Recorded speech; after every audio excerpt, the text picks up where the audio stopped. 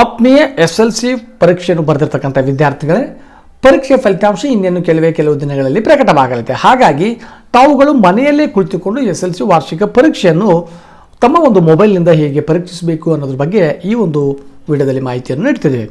So ತಮ್ಮ ಮೊಬೈಲ್ನಲ್ಲಿರ್ತಕ್ಕಂಥ ಒಂದು Google ಕ್ರೋಮನ್ನು open ಮಾಡಬೇಕು.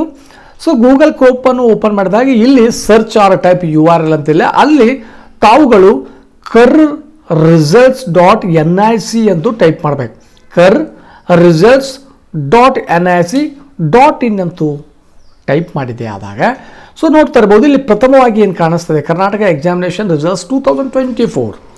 ಸೊ ಇದನ್ನು ತಾವು ಕ್ಲಿಕ್ ಮಾಡಿದ್ದೆ ಆದರೆ ಅಲ್ಲಿ ತಮಗೆ ಫಲಿತಾಂಶದ ಒಂದು ಲಿಂಕ್ ದೊರೆಯುತ್ತದೆ.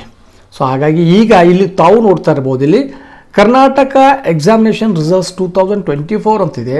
ಇಲ್ಲಿ ಕೇವಲ PUC ದ್ವಿತೀಯ ವರ್ಷದ ಫಲಿತಾಂಶದ ಒಂದು ಲಿಂಕ್ ದೊರೆಯುತ್ತದೆ. ಏಕೆಂದರೆ ಇನ್ನೂ SLC ವಾರ್ಷಿಕ ಪರೀಕ್ಷೆಯ ಫಲಿತಾಂಶದ ದಿನಾಂಕ ನಿಗದಿಪಡಿಸಿಲ್ಲ, ಹಾಗೆ ಅದರ ಲಿಂಕನ್ನು ಕೂಡ ಬಿಡುಗಡೆ ಮಾಡಿಲ್ಲ. ಹಾಗಾಗಿ ಈ ಒಂದು ಲಿಂಕ್ನ ಕೆಳಗಡೆ SLC ವಾರ್ಷಿಕ ಪರೀಕ್ಷೆ 2024 ಒಂದು ಲಿಂಕನ್ನು ಇರ್ತದೆ, ಅದನ್ನು ಕ್ಲಿಕ್ ಮಾಡಿದ್ದೆ ಆದಾಗ ಸೊ ಈ ರೀತಿಯಲ್ಲಿ ತಾವು PUC ನೋಡ್ತಾ ಇದ್ರಲ್ಲ, ಅದೇ ರೀತಿ Karnataka examination and assessment board second PUC examination 1 ಅಂತಿದೆಯಲ್ಲ, ಹಾಗೆ SLC ವಾರ್ಷಿಕ ಪರೀಕ್ಷೆಯ ಫಲಿತಾಂಶ 1 ಅಂತ ಬರೆದು ಎಂಟರ್ ರಿಜಿಸ್ಟರ್ ನಂಬರ್ ಅಂತಿರ್ತದೆ. ಎಂಟರ್ ರಿಜಿಸ್ಟರ್ ನಂಬರ್ ಅಂದರೆ ತಮ್ಮ ಒಂದು ವಾರ್ಷಿಕ ಪರೀಕ್ಷೆಯ ಹಾಲ್ ಟಿಕೆಟ್ ಏನಿದೆ ರಿಜಿಸ್ಟರ್ ನಂಬರ್ ಅದನ್ನು ಎಂಟ್ರಿ ಮಾಡಬೇಕು.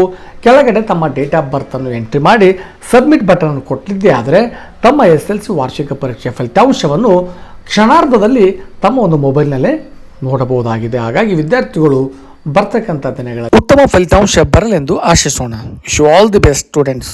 Thank you for watching this video.